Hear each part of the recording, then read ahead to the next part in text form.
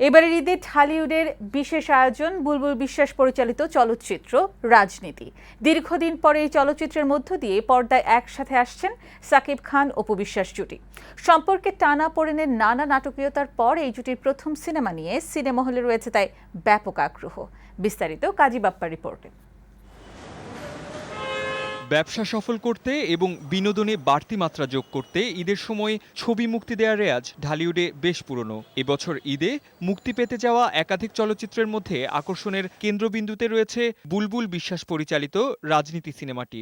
আর কেনই বা হবে না, বাস্তব জীবনে সম্পর্কের টানাপোড়েনের নাটকীয়তার পর সাকিব খান অপু বিশ্বাস জুটির প্রথম চলচ্চিত্র এটি।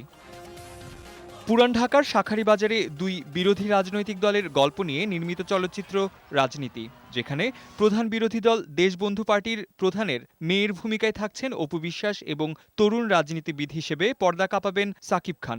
বাস্তব জীবনে সাকিব অপু জুটির সম্পর্কের নাটকীয়তার পর দর্শক এই সিনেমাকে কতটা গ্রহণ করবে সেই বিষয়ে রয়েছে নানান মত। সাকিব অপু একটা সময় ছিল খুব ভালো, এখন সাকিব অপুর চেয়ে সাকিব বুবলির জুটিটা আমার মনে হয় দর্শক একটু ভালোভাবে নিবে।